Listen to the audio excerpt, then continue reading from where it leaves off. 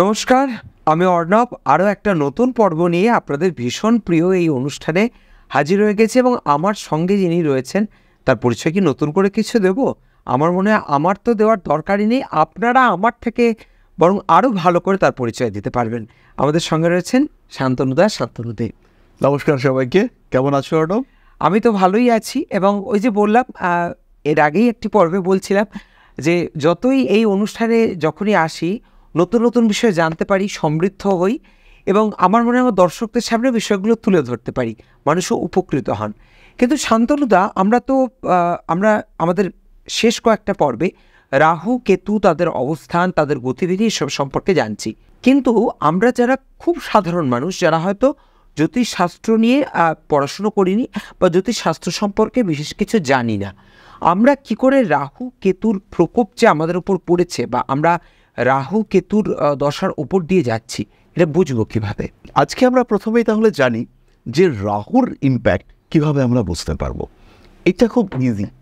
আমাদের continuously mood swing হচ্ছে, এটা ভালো লাগছে, একটা কিছু চাইছি, হঠাৎ করে মনে হলো যে একটু মোবাইলটা ঘেটে দিই। মোবাইলটাতে গেলাম, খানিকক্ষণ SMS করবার পরে মনে হলো একটা ফোন করি। ফোনটা করলাম, ফোন করবার পরেও কিছুক্ষণের মধ্যে মনে হচ্ছে একটা বিরক্তি আসছে। সন্ধ্যেবেলা 7টার সময় ঠিক করলাম যে 2 ঘন্টা এটা ওটা করবো, করে ঠিক 9টার সময় পড়তে বসবো। 2 ঘন্টা এটা ওটা করবার পরে যেই 9টার সময় বই খাতাটা নিয়ে বসলাম, সঙ্গে সঙ্গে দেখছি মনটা বলছে না, একটু ওই সিনেমাটা একটু দেখে নিই, একটু মোটিভেট করে নিই নিজেকে। আলটিমেটলি দেখা গেল রাত্রি 12টা পর্যন্ত কিছুই পড়লাম না, সারাক্ষণ মোবাইলটা নিয়েই রয়েছি। ব্যবসা করছি, বুঝতে পারছি যে বিজনেসে এই কাজটা করলে পরে ফল্ট হবে, লস হতে পারে। একজন কিনতে এসছে জিনিসপত্র, বাকিতে কিনবেন, ওনাকে দিলে পরে উনি ফেরত দেবেন না টাকা। উনি এসে বললেন যে আমি এখন 30,000 টাকার মাল নিয়ে যাব, 10,000 টাকা দিচ্ছি আর বাকি 20,000 টাকা কালকে দেবো। আমার প্রফিট মার্জিন 2,000 টাকা বা 3,000 টাকা বা 4,000 টাকা। তো এই যে 4,000 টাকা আমার প্রফিট হবে আর এই মুহূর্তে 10,000 টাকা আমার কাছে আসবে, তাতে আমি একটা রিস্ক নিয়ে ফেললাম যে 30,000 টাকা, এটা কিন্তু আমার তাহলে 16,000 টাকা লসও হতে পারে। মন বলছে যে তুমি দিও না, কিন্তু তার ভেতর থেকেও কেউ একজন বলছে আচ্ছা একবার রিস্ক নিয়েই দেখা যাক। এই যে রিস্ক নিয়েই দেখা যাক, এই যে বিপদের মুখে ঠেলে দেওয়া হলো, এইটা বারবার যদি হতে থাকে তাহলে ধরে নিতে হবে যে দশা খারাপ চলছে, তাহলে ধরে নিতে হবে যে দশাটা রাহুর দ্বারা প্রভাবিত হচ্ছে। কিছুতেই অ্যাকসেপ্ট করতে পারছি না, সিচুয়েশনগুলোকে অ্যাডজাস্ট করতে পারছি না, তার মানে হচ্ছে রাহুর নেগেটিভিটি আমার উপরে রয়েছে, রাহু আমাকে মারাত্মকভাবে ডিস্টার্ব করছে। এছাড়াও কন্টিনিউয়াসলি কোনো একটা প্ল্যানিং করছি, সেই প্ল্যানিং থেকে আমি স্ক্যাটার্ড হয়ে যাচ্ছি, ছড়িয়ে যাচ্ছি। একটা কথা এখন ছেলেমেয়েরা খুব বলে যে সব কিছু ঘেটে গেল। এই ঘেটে যাওয়া, যখন আমরা দেখবো যে বারবার ঘেটে যাচ্ছে, চেষ্টা করছি, এফোর্ট দিচ্ছি, কিন্তু দুর্ভাগ্য এটা আমাকে কিছুতেই ছাড়ছে না, তখন কিন্তু ধরে নিতে হবে যে রাহুর নেগেটিভিটি আমাদের উপরে কাজ করছে। এবং রাহুর এই নেগেটিভিটি এটা কিন্তু কন্টিনিউয়াস, এটা আজকের জন্য নয়, আজকে হচ্ছে, কালকে হচ্ছে, পরশু হচ্ছে, একটা যেন কন্টিনিউয়াস ডিস্টারবেন্সেসের মধ্যে দিয়ে আমরা যাচ্ছি। এবং সেটাই নির্দেশ করে যে রাহুর একটা গ্রাস তার মধ্যে আমি রয়েছি। সেটা দশা হতে পারে, ট্রানজিট মুভমেন্ট হতে পারে, গোচরে এখন যেমন রাহু তার মুভমেন্ট করছে, রাহু শিফট করবে তার ঘর, ফলে কিছু কিছু মানুষের উপরে রাহুর প্রভাব কাটবে, কমে যাবে, আবার কিছু কিছু মানুষের উপরে রাহুর প্রভাব বাড়বে। এটা কিন্তু একটা কন্টিনিউয়াস প্রসেস, চলতেই থাকছে। মানে এটা অস্থিরতা সবসময় চলবে, যেটা বোঝা যাচ্ছে একটা অস্থির পরিস্থিতির মধ্যে দিয়ে যেতে হবে। সবসময় একটা অস্থির মন, অস্থির শরীর, অস্থির সবসময় একটা ছটফটে বিহেভিয়ার, সবসময় মানুষের সঙ্গে বিহেভ করতে গিয়ে গণ্ডগোল করে ফেলছি, পারিপার্শ্বিক পরিস্থিতিতে ডিস্টারবেন্সেস দেখতে পাওয়া যাচ্ছে। তো এই যে একটা সবসময় একটা আপস অ্যান্ড ডাউনস হচ্ছে, সবসময় একটা অস্থির পরিস্থিতি, এটাই হচ্ছে রাহুর ইম্প্যাক্ট। শান্তনুদা, বেশ কিছুদিন ধরে আমরা যেটা জানতে পারছি যে রাহু ঘর পরিবর্তন করছে, তো কন্যা রাশির ওপর আজ আমরা যে রাশির ওপর জোর দেবো, কন্যা রাশির ওপর, অর্থাৎ কন্যা রাশির যারা জাতক জাতিকা রয়েছেন তাদের ওপর এর ঠিক কী প্রভাব পড়তে চলেছে? কন্যা রাশির উপরে যে প্রভাবটা পড়বে সেটা হচ্ছে টোটালি পজিটিভ। আগামী 18ই মে রাহু মীন থেকে কুম্ভে ঢুকছে, আর কেতু সেই কন্যাকে ছেড়ে দিয়ে চলে যাচ্ছে সিংহতে। তাহলে কন্যার এই যে কনফিউজড সিচুয়েশন, যার কারণে কন্যার ইন্টারফেসগুলো ডিস্টার্বড হচ্ছিল, সেটা আরেকবার ঠিক হওয়ার সুযোগ আসবে। কেতুর অবস্থানের কারণে যে ডিস্ট্রাক্টেড হচ্ছিলেন, ডিস্টার্বড হচ্ছিলেন, ডিসিশন নিতে পারছিলেন না, তার প্রচণ্ডভাবে ইমোশনাল অ্যাটাকস হচ্ছিল, সেখান থেকে কন্যা কিন্তু নিজেকে কন্ট্রোল করতে শুরু করবেন। কন্যা ইতিমধ্যেই নিজেকে অনেকটা কন্ট্রোল করা শুরু করেছেন, কারণ কেতু এবার আস্তে আস্তে বেরিয়ে যাওয়ার মুখে। অন্যদিকে 7 নম্বর ঘর, যে ঘরটাকে আমরা বলি house of interaction, house of exchange, যেখানে আমাদের স্বামী স্ত্রী সম্পর্ক রয়েছে, যেখানে রয়েছে স্বামী স্ত্রীর স্বাস্থ্য, যেখানে আমরা দেখতে পাচ্ছি রাহু বিজনেসকে কন্ট্রোল করছে 7 নম্বর ঘরে বসে, দ্বিতীয় সন্তান, সারা পৃথিবী, আত্মার সঙ্গে অনাত্মার কমিউনিকেশন, এটা কন্ট্রোল করে 7th হাউস। মানে আমি এবং আমার পারিপার্শ্বিক এভরিথিং, এই জায়গাটাই আমরা পাই 7th হাউসে। সেটা ডিস্টার্বড হয়েছিল, এই আমরা একটা কথা বললাম না, ঘেটেছিল। তো সেই কন্যার ক্ষেত্রে এই জায়গাটা ডিস্টার্বড হয়েছিল। কি করছি, কেন করছি, উদ্দেশ্যহীনভাবে ছুটে চলেছিল কন্যা। এবার কিন্তু লাইফ একটা ডেডিকেটেড ডিরেকশন খুঁজে পাবে, ফলে কন্যার ক্ষেত্রে আগামী দিন চালানো এটা অনেক ইজি হবে। যে বাধা বিপত্তিগুলো কন্যা ফেস করছিল, সবচেয়ে বড় কথা শরীর, রোজ আজকে পারছি না, আজকে গা ব্যথা, আজকে মাথা ব্যথা, ঘাড়ে যন্ত্রণা, ঘাটটায় চোট লাগলো, ঘাটটা এভাবে ঘোরাতে পারছি না, যেন আটকে গেছে, এই কাজটা হচ্ছে না, কিছুতেই আলস্য থেকে বেরোতে পারছি না। আচ্ছা যাব, মা ছেলেকে ডাকছে সকাল থেকে, 7টা থেকে ডাকছে, এই ওট এবার খাবার দিয়েছি, পড়তে যাবি। দেখতে দেখতে দেখতে দেখতে 10টার সময় ছেলে উঠলো, কন্যা লগ্নের ছেলে, সে তো কেতুর প্রভাবে রয়েছে, সে চাইছে পড়বো, সে উঠতে পারছে না এবং ভয়ঙ্কর রিয়াক্ট করছে, কারণ তার 7th হাউসে রয়েছে রাহু।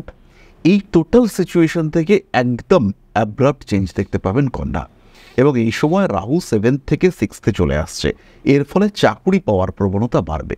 কন্যা রাশি, কন্যা লগ্নের মানুষজন নতুন করে প্রফেশনাল ডেভেলপমেন্ট করতে পারবেন।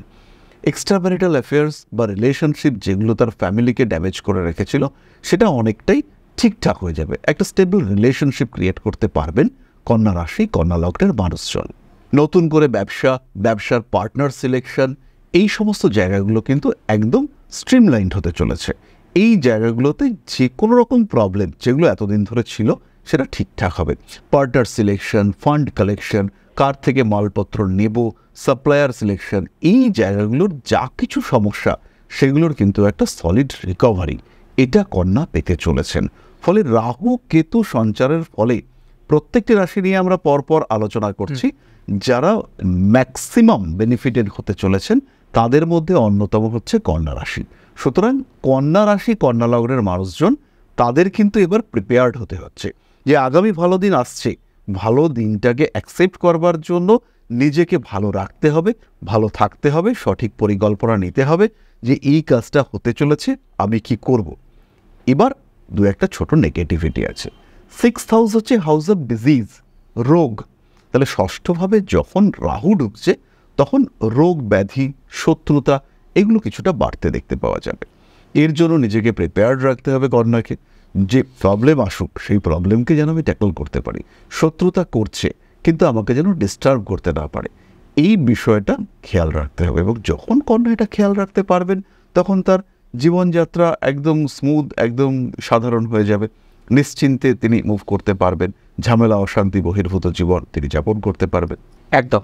এরপর যে কথা বলবো যে আপনারা তো যে কোনো সমস্যার সমাধানের জন্য যখন খুশি শান্তনুবাবুর সঙ্গে যোগাযোগ করতে পারবেনই, এবং আমাদের যেই ফোন নাম্বারটা দেওয়া রয়েছে, সেই ফোন নাম্বারটা যোগাযোগ করলেই আপনারা বিস্তারিত জানতে পারবেন। তবে যেই সুখবরটা দিয়েছি আরও একবার জানিয়ে রাখি, শুধুমাত্র দমদম বা কালীঘাট অর্থাৎ কলকাতার মানুষজনই শুধু নন, এবার কিন্তু দুর্গাপুরের কাছাকাছি মানুষজন তারাও কিন্তু শান্তনুদার অ্যাপয়েন্টমেন্ট পেতে পারেন। তার জন্য কিন্তু অবশ্যই যে ফোন নাম্বারটা প্রোভাইড করা হচ্ছে সেই নাম্বারে যোগাযোগ করতে হবে।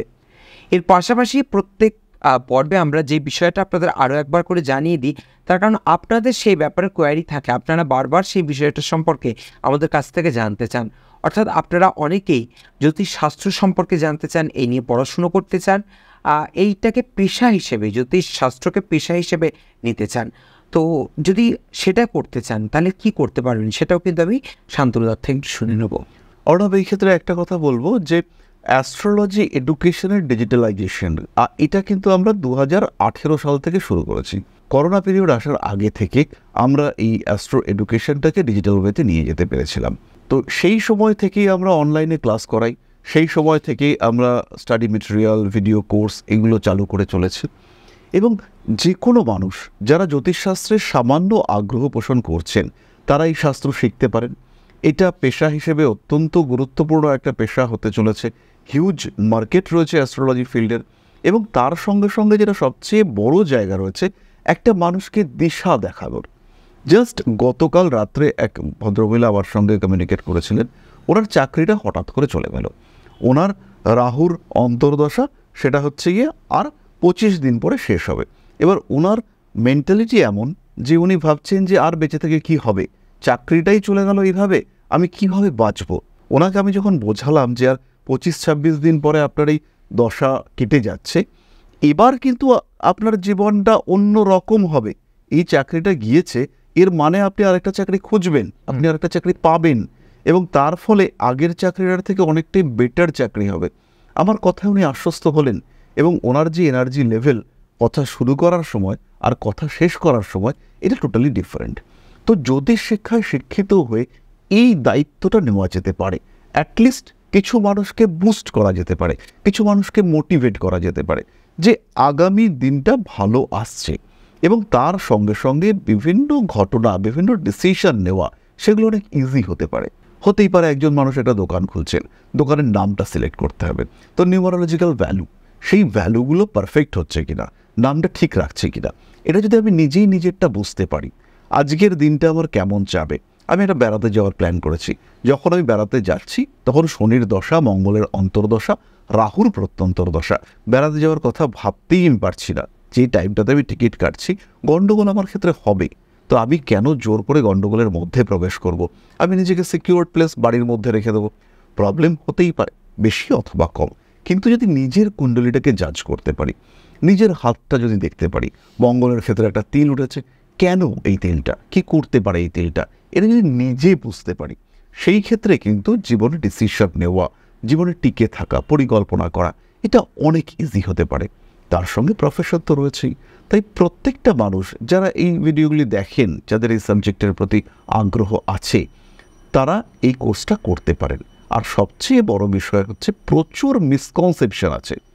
যেমন একটা কনসেপশন বলি, বিয়ের ছেলে মেয়ে জটক বিচার করাতে মহিলারা আসেন, ছেলের সঙ্গে একটি পাত্রে ঠিক করা হয়েছে, ওনারা সবচেয়ে বেশি গুরুত্ব দেন গণে। বলছে রাক্ষসগণের বিয়ে, আমার তো দেবগণের ছেলে, আমার তো নরগণের ছেলে, আমার ছেলেকে যদি খেয়ে নেয়। তো এই ক্ষেত্রে এই কনসেপ্টটাই ভুল। গণ হচ্ছে মানুষের একটা ক্যারেক্টার, নক্ষত্র সাপেক্ষে গণ নির্দেশিত হয়। এই নরগণের সঙ্গে রাক্ষসগণের বিয়ে হলে যে বিপদ হতে পারে এমন কোনো ব্যাপারই নেই, এরকমটা পুরোপুরি একটা অলীক কল্পনা। তো এই যে মিসকনসেপশনগুলো রয়েছে জ্যোতিষ সম্পর্কে বা আধ্যাত্মিকতা সম্পর্কে, সেগুলো থেকে বেরিয়ে আসা, তার জন্য জ্যোতিষটা শেখা উচিত। আমরা অফলাইন অনলাইন দুটো মোডেই শেখাচ্ছি। প্রত্যেক 2 মাস পর পর ক্লাস শুরু হয়। দমদম ক্যান্টনমেন্টে অফলাইন ব্যাচ রয়েছে, অনলাইন তো সারা পৃথিবী থেকেই মানুষ জয়েন করতে পারে। আর আমাদের রয়েছে কম্প্যাক্ট সিলেবাস, অর্থাৎ জ্যোতিষ, সংখ্যাতত্ত্ব, হস্তরেখাবিদ্যা এবং তার সঙ্গে বাস্তুশাস্ত্র, একদম কমপ্লিট প্যাকেজ এটা আমরা শেখাই। আমাদের টিচাররাও ভীষণ এফিশিয়েন্ট, সে বিষয়ে কোনো সংশয় নেই। আর কোর্স ফিটাও একদমই নগণ্য, খুবই কম টাকায় আমরা শেখাই। 4টে সার্টিফিকেট পাওয়া যায়। এই সার্টিফিকেশনের জন্য বিভিন্ন ইনস্টিটিউশন এক্সট্রা টাকা চার্জ করে, তো সেটা আমরা কখনোই করি না। জ্যোতিষ অর্ণব, জ্যোতিষ বিশারদ, জ্যোতিষ শাস্ত্রী এবং জ্যোতিষ আচার্য, একদম কমপ্লিট এডুকেশন, 2 বছরের কোর্স এটা করা যেতে পারে। তাহলে আপনারা যারা যারা এ বিষয়ে ইন্টারেস্টেড তারা অবশ্যই যোগাযোগ করবেন। আর যে কোনো সমস্যার জন্য তো অবশ্যই উনি রয়েছেন, আপনারা অবশ্যই ফোন নাম্বারে যোগাযোগ করবেন। নিশ্চয়ই আপনারা অ্যাপয়েন্টমেন্ট পেয়ে যাবেন এবং তারপর আপনাদের সমস্যার সমাধান হয়ে যাবে। আর আমাদের বাকি পর্বগুলোতেও কিন্তু চোখ রাখতে হবে, কারণ আগামী দিনে আরও আপনাদের অত্যন্ত আকর্ষণীয় কিছু বিষয় নিয়ে আমরা আমাদের পরবর্তী পর্বগুলোয় আলোচনা করব। তবে আজ এখন বিদায় নেওয়ার পালা। সবাই ভালো থাকুন, ভালো রাখুন সকলকে। দেখা হচ্ছে আবারও পরবর্তী পর্বে। নমস্কার। নমস্কার। জয় মা আদিশক্তি।